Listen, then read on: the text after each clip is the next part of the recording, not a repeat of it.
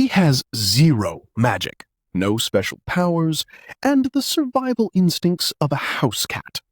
So why is the kingdom's elite knight kidnapping him? Meet the useless transmigrated hero who accidentally became the kingdom's most valuable asset. At the howling, wind-battered entrance of a mountain cave that looks designed by a game developer who maxed the menacing slider, Bandit Lord Gidu had already hit his limit. Sword white-knuckled, body coiled forward in a full hostile lean, gasping out his disbelief that someone had actually found his hideout. Across the rocky clearing, Commander Illias Ratzel stood in pristine plate armor, flanked by her entire Ties Kingdom squad, locked into combat formation, and looking completely unbothered. While Guido's face cycled through disbelief before landing on a smug, lecherous grin as he demanded to know what sorcery led them here, the narrator stepped in to gently correct the record. No sorcery. The tracker had exactly one skill in his entire kit: comprehension, and nothing else. That very guy stood completely isolated in the center of the rocky path, dwarfed by elite knights on all sides, his face locked into maximum fear mode, pupils pinprick small, forehead beating cold sweat, body frozen solid. His expression triggered a hard cut to the past, specifically day one. Our protagonist had opened his eyes flat on his back on a lush forest floor, zero gear, white shirt and trousers only, staring up at a canopy of trees shimmering with magical spores and an ethereal glow that absolutely screamed tutorial zone. He blinked. Then he realized.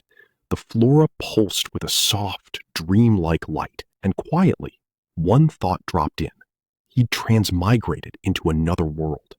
He sat up, rubbed his face, let out the most exhausted yawn in Isekai history, then froze, sweat already forming as a deep, menacing presence somewhere in the tree line shrunk his pupils to pinpricks instantly. Being a sensible individual, he shoved his hands in his pockets and started trudging through the brush, throwing nervous glances into the shadows, while explaining to his invisible audience that the backstory's embarrassing and he'd rather skip it. Then, the bushes detonated. A massive, dark-furred bear with razor claws and genuine murder intent reared up directly behind him and roared, and he went completely locked up before his legs took over and he bolted, his mind sprinting through every option as the bear's footsteps shook the forest floor. Play dead, run, fight, before somehow landing on extending one trembling hand toward the charging predator. Bonjour, the bear stopped. One full second of the most surreal silence in this or any other world. Then it bared its fangs and roared directly in his face again, because of course it did. And then, out of absolutely nowhere, a massive, semi-transparent slime dropped from above and engulfed the entire bear in one fluid, catastrophic gulp. He stood there, jaw fully disconnected. He scrambled backward as the creature bubbled and expanded across the clearing. This massive, shifting, gel-bodied nightmare. An actual slime, flooding every inch of available space with wet, guttural sounds and a stench of active digestion so vile it had him gagging and retreating as the acidic edge crept toward his feet. He screamed and hit the deck as a violent shockwave erupted nearby and peered up through his messy hair at the amorphous, dripping creature still looming in the shadows, still processing. The bear was completely gone, dissolved, not a trace remaining, and the slime was still moving. He pressed himself against a rock wall, covered his mouth, and ordered himself to calm down. He had one skill. One. He was going to use it. Comprehend. Snapping out of the survival recap and turning to address his invisible audience in an ordinary, now fully non-glowing forest, our guy brandished the thick wooden branch he'd found and named his Spider's Nest Mower Sword Wooden, waving it with the conviction of a man who has decided a stick is legendary, and glossed over the highlights. He'd spotted armed figures in bandana and leather get-ups on the mountain who were, carrying human flesh, which had him hiding in the brush, shaking about it. He'd cried, a little, he admits, when he found a road, and carved what he insists was a commemorative message, not a scribble, into a tree to mark the occasion. He then turned to us with the specific, exhausted expression of someone who has genuinely been through it. Readers, it was terrible. Then he stepped out of the tree line onto a grassy cliff and stopped. Below him was a sprawling fantasy city. High stone walls, a towering castle, the full package. He had approximately 4 seconds to feel something like relief before a garbled voice came from the foliage behind him, and 2 fully armored knights lunged out of the shadows, grabbed him by both arms, and started hauling. He stared ahead with half-lidded, defeated eyes. He didn't even care who these people were. He just wanted to see other humans. He tried shouting to communicate. The knights understood nothing, said nothing, and simply dragged his completely limp body through the dirt before tossing him aside like cargo. Down in the castle dungeon, our protagonist sat slumped against the cold iron bars of his cell before his patience ran out, and he scrambled up to grab the bars with both hands and scream at the armored guards standing watch outside, who understood nothing because he couldn't speak their language, and neither could they speak his. He slid back to the floor, decided to just sleep, and lay in the damp gloom cataloging his personal disaster tour, bear attack, slime attack, and then when he finally made contact with other people, jail. He was mid-thought about how things couldn't possibly get worse when something hard connected with the side of his head, and he yelped. Through the bars loomed an imposing female knight in full plate armor, hand resting on her sword hilt. He scrambled backward before locating his spine, standing up and pointing an accusing finger. She had absolutely just hit him. The knight tilted her head, expression softening, and asked if it hurt.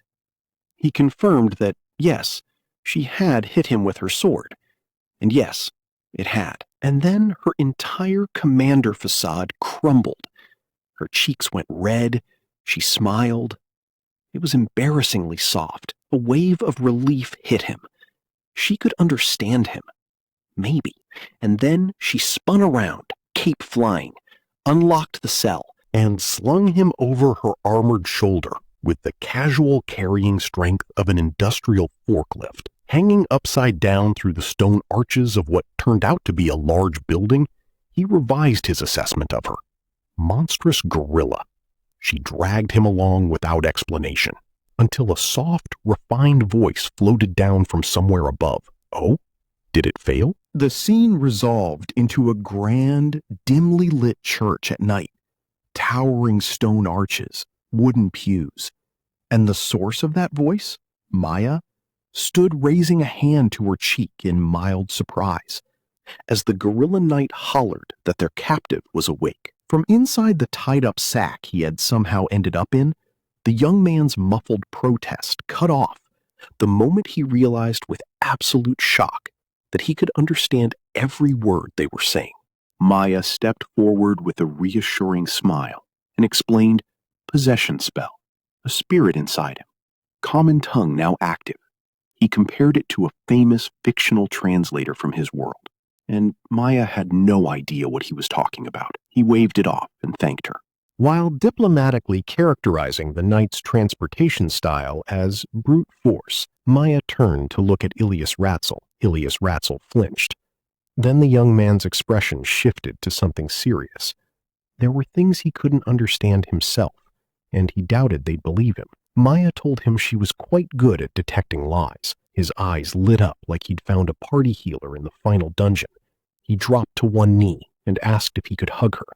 Maya, charmed and mildly flustered, told him not to tease old ladies. Illias Ratzel, standing in the background with zero patience, told them to get on with it. The sparkle evaporated instantly. He looked ahead, dead serious, and told them the truth.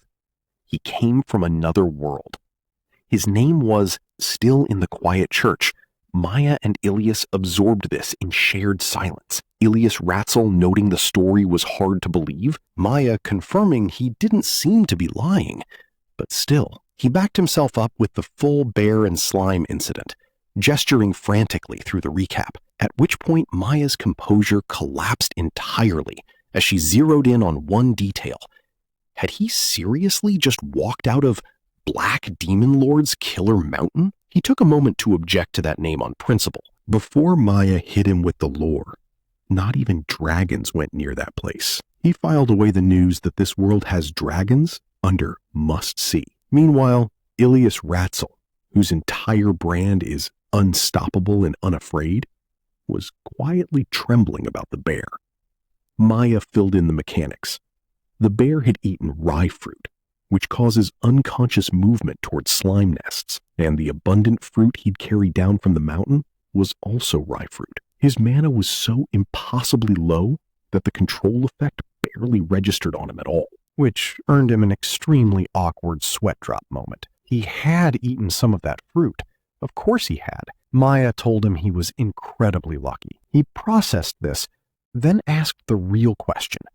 Where was his transmigration bonus? His hidden power? His secret crest?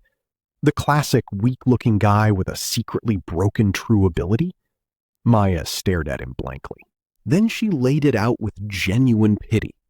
She had never seen mana this low in her life. She wanted to feel sorry for him. No bonus. He pictured his stat screen. MP1. Equipment? A wooden stick. And then he immediately celebrated, because being this negligible meant the slime hadn't been serious about killing him, and safety was the most important stat after all. A hand grabbed him by the collar. Illias Ratzel, unimpressed, pointed out she was honestly surprised he'd reached town with no equipment whatsoever. He defended his wooden stick as an exquisite and trusted companion. Illias Ratzel gave him an apologetic look. Forgive me. I broke it and used it as firewood. He crumpled. His partner. Gone. Then Illias pivoted to warning him. If he'd encountered the mountain bandits out there, he could kiss his life goodbye. He nodded along and mentioned offhandedly that thank God he'd met people like that on the mountain instead. Illias Ratzel went completely still as he then calmly described finding a cave and observing several extremely grim-faced people whose entire energy screamed the bandits. Illias Ratzel grabbed his collar and demanded to know where. Where? Tell me where you saw them! She started shaking him violently, and his attempts to ask her to stop went nowhere until Maya sprinted forward, screaming that she was going to kill the kid. Illias Ratzel released him and apologized stiffly. He hit the floor in genuine emotional crisis. Maya gently asked if he even remembered the exact location. He could, actually. His wildlife period had been educational. Maya's heart melted. She offered a hug. He said yes, and please be gentle. Before that could happen, Illias Ratzel declared she had no time to stand around and announced the subjugation squad was being assembled immediately, spun on her heel, and pointed directly at him. You, lead the way. Up in the mountains, the operation was already underway. Illias Ratzel stationed tall and composed in the mountain forest, having introduced herself as a knight of Ty's kingdom, on orders to subjugate the mountain bandits, while the jagged cave entrance loomed ahead through the rocky foliage outside, crude torches flickering at its mouth where bandits held lazy guard duty outside. Guido sat on a nearby rock, deeply bored, watching a subordinate wander off into the trees, who barely dignified him with a response on the way out. Alone by the fire now, Guido slumped back and grumbled about the quality of his criminal operation to no one. He bit his fingernail. Then a sword drove itself into the earth, and a shockwave tore through the entire camp. Detection magic. and a panicked bandit immediately screamed that the knights were incoming. Our guy looked over at Illias Ratzel with maximum stress and asked if the bandits had magic too. She gestured toward the cave entrance with the confidence of someone who was never once worried about anything. He stared at her, thought about how she had physically carried a grown adult up this entire mountain, and kept his concerns to himself. The knights launched their assault in a blur of synchronized, extraordinary speed, and he quietly updated his internal notes. Every single one of these people was probably also a gorilla. Illias Ratzel turned to him, expression serious, and told him to stay close. She strode forward into the trees, and he followed with a weak, trembling nod. Inside the cave, a fully armored knight charged into the darkness, while our guy stood frozen against the wall, looking very small, jaw tightening as the scale of violence around him fully registered. Illias Ratzel dashed in at the front with a massive, sweeping sword arc, her voice bouncing off the stone walls as she laid down the rules of engagement. Don't kill the ones who surrender. Don't hold back against the ones who are trying to escape. Illias Ratzel raised their weapons in unison. Deep in the cave, a startled bandit backed away and looked to Guido for direction, while Illias Ratzel scanned the shadows for resistance, and Guido's expression finally arrived at full, boiling rage. The knights hit in synchronized waves. Then Illias Ratzel got a surprise. Stone debris exploded around her, as heavy iron chains whipped out of the darkness and coiled tight around her armor. She looked down at her captor with complete contempt. Guido strained against his own chains and managed something that probably felt threatening in his head. Illias Ratzel pulled back her armored fist and punched directly through the solid stone wall. She stood in the wreckage, calmly drew her sword, looked down at him, and noted it would be inconvenient to transport someone of his size back for a trial. She'd handle his sins right here, right now. Eyes narrowed. Strike sustained. Our guy, watching from the back of the cave, had no words. When the dust settled, Illias Ratzel landed on the cavern floor and lowered her sword. The Ragdoll squad dispersed to sweep for any bandits attempting to use detection magic to escape, with orders to bring back survivors. She then walked over to the young man, entirely satisfied. Seems like everything went without a hitch. He did not share her assessment in the slightest. She seemed genuinely confused. The knights had won decisively. Wasn't he excited by their passionate effort? He waited a beat. Then he asked, very calmly, why she had never once drawn her sword during the entire operation. Her cheeks flushed immediately. I just don't want my sword stained with their dirty blood. He helpfully pointed out he thought he saw her try to draw it, but it appeared to have gotten stuck in the scabbard. Illias Ratzel drew her sword and pointed it directly at him. The narrator cleared its throat. She waved the sword frantically, face fully red. He put both hands up and stepped back. With the cave swept and the operation officially closed on the mountainside, 7 bandits captured out of 30, the rest handled in the fight, and confirmed 0 escaped, the Tai's Kingdom squad began the march back toward the castle.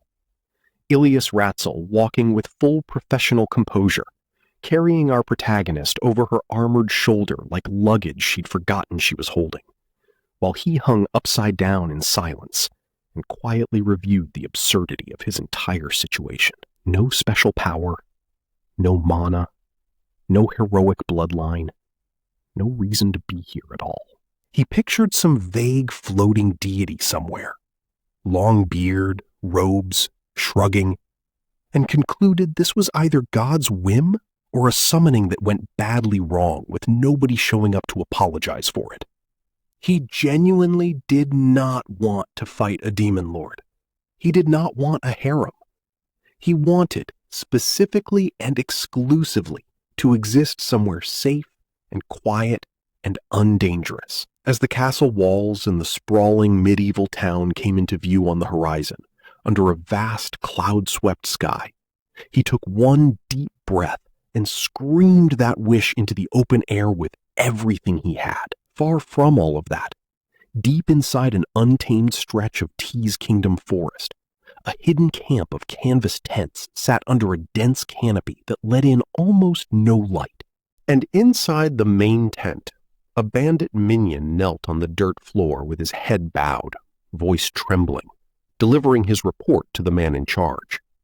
Guido and his crew were defeated? Docolla, messy dark hair, facial stubble, dark bandit battle attire, and the ambient aura of a man who has had people disappeared for minor inconveniences. Let the information land for exactly 1 second. Then a slow, wide, deeply sinister grin stretched all the way across his face. He leaned back in his chair, this former member of the kingdom's own assassination squad, and waved one hand at his subordinate, like the news barely warranted his attention. He wasn't worried. He knew precisely how much his men feared his wrath, several dozen times more than anything else this world could throw at them, which meant they weren't idiots. He just sat there in his throne-like chair, smile chilling and fixed, completely unbothered, patient. Back in the bandit camp, Docolla sat in his throne-like chair with that slow, chilling grin already fixed on his face. A former royal assassin who had people disappeared for minor inconveniences, processing the news of Guido's defeat with exactly 1 second of consideration, and then absolutely zero concern. He knew how much his men feared his wrath, which meant they weren't making mistakes, so he just waited, patient. Meanwhile, the story hard cuts to the capital, because this plot operates on multiple fronts now. A title card for Chapter 2 slams down over an illustration of Tease Kingdom Castle before transitioning inside, where the massive, opulent conference room, tall windows, polished table, the full aristocratic power flex, hosts King Marito Teise, sitting composed at the head of the table, asking Illias Ratzel if the captured bandits gave up any useful intel. She stands tall in her pristine military uniform, salutes, and delivers the honest, career-risky answer. Interrogation is ongoing. No important leads yet. Please allow more time. That's when Leonard, a resident mustache commander who lives for these moments, makes a dramatic movement to draw all eyes to himself. He opens with a compliment about what an amazing result Lady Ratzel pulled off this time. And Illias, somehow already sensing where this is going, sits back down with the focused expression of someone bracing for professional disrespect. He doesn't disappoint. He suggests, with an insufferably condescending air, that since Illias is a woman, she probably lacks the stomach for proper torture, and offers to hand his 300-knight squad the task instead. He leans in to whisper it like a secret, then delivers a deeply theatrical non-apology. "Pardon me, I've said too much." He follows that by flexing that her elite ragdo squad numbers around 30, while his can move 300 at any moment, and wraps it all up with a smirk and a fake generous offer of backup, because he is, at his core, an intolerably smug side character. The camera visibly gives up on the political circus and pans away to take in the room's towering curtains and massive double doors, finally landing on a freshly steaming meal being quietly set on a nearby table by Grandpa Kara, who waves a gentle goodbye and exits like a man who clocked out of this meeting 10 minutes ago. The castle dining area is a completely different vibe. Our protagonist, dark-haired, visibly running on negative sleep, sits at a wooden table eating his first meal in this entire fantasy world, and he is treating it with appropriate scientific rigor. He chews deliberately, cataloging the flavor profile. Weird herb, strong fragrance, overall on the light side with the seasoning. Grandpa Kara sits across from him with pure paternal warmth, apologizing for serving last night's leftovers. The food triggers a quick flashback to the previous night's chaos, specifically the moment the kid, after a full day of interdimensional displacement and forced interrogation, had been offered a formal celebratory toast and politely asked if he could go to sleep instead. Illias absolutely lost it. But Grandpa Kara immediately went full protective dad mode, shoved clean clothes into the boy's hands, pointed him toward hot water and a towel, told him to use the space to sleep, and waved him off down the hall before anyone could protest. Back in the present, our protagonist is mentally assigning party roles, and Grandpa Kara is clearly the S-tier support NPC of this entire arc. He asks the old man's name. It's Karagugista Dmitrikovkin. Grandpa Kara. The kid short-circuits completely. Full system crash. The old man repeats it with the exact same calm. Then he laughs it off with a big wave and says to just call him Grandpa Kara. The kid exhales like he just survived a boss fight. He barely gets to finish his meal before Grandpa Kara asks what he's doing after breakfast and personally escorts him to the main hall, where Illias is already waiting with crossed arms and a concentrated expression of dissatisfaction. The second conference room of this episode, yes, there are multiple, the kingdom is doing its best, runs on a completely different energy than the first. Illias has fully dropped the stoic commander persona and is leaning across the table with barely contained desperation, essentially begging the protagonist for any idea that might crack the bandit captives before the trail goes cold. Our guy listens carefully. Then, because he physically cannot help himself, pokes that with the raw power of the Ragdo squad. Especially considering their gorilla of a leader, capturing some bandits should have been easy. Illias slumps and assures him it really isn't. She explains the actual tactical problem. The bandits run detection magic, like a proximity radar system, pinging for mana signatures to dodge any engagement with the knights and pick off their decoy transports without risk. Our protagonist immediately maps this onto his internal game HUD. It's basically a thermosensor, he confirms. Very convenient and very annoying. He suggests flipping the chase by using detection magic to track them back, but Illias shuts that down immediately. The bandits scatter magic-sealing stones whenever they flee. The spiky-haired subordinate in the background has never heard of these things, so Illias drops one on the table with a soft clack. Mana drifts toward it, starts to fizzle and dissolve, and simply stops existing. Our protagonist stares at the completely negated mana, like a man watching his main build get hard-countered. This world ships an anti-magic item that is apparently cheap enough for a child to buy with their allowance. He picks it up and mutters that mages must be basically worthless here, which confuses Illias, since they call them magic warriors locally. She clarifies magic still works if you physically avoid the stones, but in actual warfare, they just drop a battlefield-scale sealing stone to cover the entire combat area. Our protagonist stares into the middle distance and processes this world's game balance in quiet despair. He pivots. Can they use hypnosis magic to force confessions instead? No. The bandits surgically implanted sealing stones inside their own skulls. Removing them forcefully would be immediately fatal. He pinches the bridge of his nose. Then, after a beat of loaded silence, he looks up with that cold, calculated smile that means he's found the exploit, and quietly asks permission to handle the interrogation himself. Down in the dungeon, cold stone, damp air, chains. The moment our protagonist steps through the heavy oak door, the bruised, shackled bandit in the chair clocks him as a zero threat level target and immediately goes on offense. Who is this kid? Is this beansprout really the new interrogator? Has the kingdom's standard actually fallen this low? Our guy doesn't flinch even slightly. He calmly explains he doesn't need brute strength for interrogation and doesn't enjoy hurting people anyway. The bandit calls him a coward and demands to be executed, so our protagonist switches modes. He scans the prisoner, the bruises, the cuts, the documented evidence of every failed torture session before today, and quietly concludes this guy is genuinely, impressively stubborn.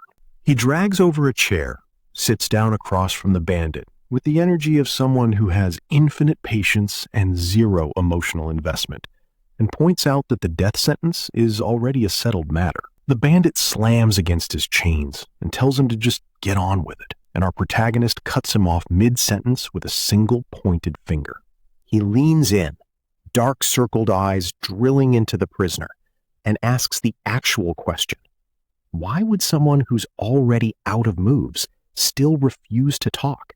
He lays it out step by step, like a speedrunner explaining an optimized route. Bandit loyalty is transactional. The crew cut you loose the moment you were captured. Protecting them at this point makes zero mechanical sense. So the silence must mean something out there is scarier than execution itself. The bandit cracks just slightly and asks what difference talking would even make. Our protagonist grins and says it would satisfy his curiosity. The bandit's brain fully buffers. He then sweetens the deal. No more torture in exchange for cooperation. And he's not even asking for names, just the reason for the silence. Then he stands, perfectly relaxed, and offers to just leave him to the knights if this doesn't work for him. The defiance breaks. The bandit slumps, voice barely above a whisper, and says dying doesn't matter, because whoever is running this can deliver something worse than death, an eternal fear that follows you anywhere, and physical torture doesn't even register by comparison. He screams to be killed. Our protagonist says nothing. He quietly logs that person and eternal fear as active quest objectives and walks out into the pale morning light while the screaming fades behind him. In the castle's archive room, sunlit, dusty, stacked wall to wall with ancient tomes, Sister Maya is deep in scholarly work when our protagonist arrives and immediately drops a deeply unsettling hypothetical about magic that tampers with dead souls. Maya grabs him by the shoulders, pulls him into a full protective embrace, and rounds on Illias standing behind them with full accusatory energy. Illias raises both hands in immediate defense. She did absolutely nothing. The kid quickly clarifies he sought Maya out specifically because she'd know about this area, and Maya shifts into expert mode. Yes, magic that calls back the souls of the dead exists, and yes, it is completely forbidden. Our protagonist processes this with his characteristic analytical calm. Then he makes the tactical error of musing aloud that it sounds like the kind of magic everyone would want. Maya goes completely still. She raises one finger and delivers the warning with absolute gravity. You must not say that in front of others. Depending on the country, you might even be punished by death sentence just by saying that you want it. He goes wide-eyed. She nods, confirms that this magic carries a 0% good ending rate across all of recorded history, that every single person ever revived by it eventually turned against all of humanity, and then delivers the final verdict with chilling finality. They all became demon lords. He physically recoils. Comedy sweat drops. Full loading screen. He pulls himself together and narrows his eyes. But the eternal fear the bandit described doesn't quite map onto the demon lord pattern. Maya, now fully in forbidden lore mode, adds the next unlocked entry, something called the death spirit spell. He offers to carry her books. She thanks him, and as they walk the archive aisles, she explains the spell in increasingly horrifying detail. It doesn't revive the dead perfectly. It just forcibly drags out their souls and deploys them as rotting puppets or living sacrifices. Our protagonist goes quiet and asks very carefully whether the victims retain their consciousness in that state. Maya pauses. She reads him with the look of someone who has seen too much to be easily disturbed. She sighs, says he asks difficult things. He looks directly at her, playful facade completely offline, and says it's really important. And then Maya stops walking, staring at the shelf, quietly. She says she has faced a death spirit spell user before in her own past. She and her comrades had to personally exterminate every creature he created. Most of them just dissolved with a final scream, but one of them, right before it disappeared, a decaying, barely humanoid wreck, looked at her and whispered, "Thank you." In the quiet of the archive, our protagonist goes completely still. A small, deeply unsettling smile crosses his face as the final piece locks into place. He bows politely and thanks her sincerely. As he leaves, Maya watches his retreating figure and immediately turns to Illias with a look of parental alarm. asking her to keep a close eye on the boy. Illias nods slowly, reluctantly. Maya's assessment is quiet and precise. That boy is too used to malice, and he really knows about the darkness of the world. Illias starts to object, and Maya cuts her off gently. She knows he isn't a bad kid. That quiet closing verdict. He's a dangerous boy who can lose his way rather easily. Hangs in the air for about 2 seconds before we smash cut to our protagonist walking into a room full of shackled bandits with his arms spread wide and the energy of a man who heard none of that warning. The entire prisoner collective immediately tells him to shut up and demands to just be executed already. He sags into full comedic defeat, muttering something about kill, kill, kill under his breath, like a customer service employee on their final shift. Then the goofy act drops in an instant. He straightens up, eyes going cold and flat, and asks, dead calm, whether they're really that terrified of becoming death spirit spell victims. The room temperature drops several degrees. The bandits start shaking and stumbling over their denials. Our protagonist clocks the reaction, quietly congratulates himself on the read, and gets back on script. He steps into the backlit shadow of the high window and tells them he's arrived with a new proposal. Their scarred, light-haired leader demands to know if he's letting them go. One calm finger rises. No, but he can change their execution date. The leader stares blankly. And then our guy delivers the line that makes the entire room stop breathing. They can die as humans, at least. The terms are simple. Confess, and he personally guarantees the execution is delayed until after the death spirit spell user has been dealt with. The leader scrambles to find the catch, voice cracking mid-sentence. Our protagonist leans in close enough that the dark circles under his eyes are basically doing the negotiating on their own, and smiles. And the entire room of hardened, battle-scarred criminals collectively shrinks back in their chains, because somehow the most terrifying entity in this dungeon is the sleep-deprived kid with no weapons, a perfectly reasonable tone of voice, and a smile that does not reach his eyes even slightly. The video ends here, but the story isn't over yet. Like the video if you're ready for the next part.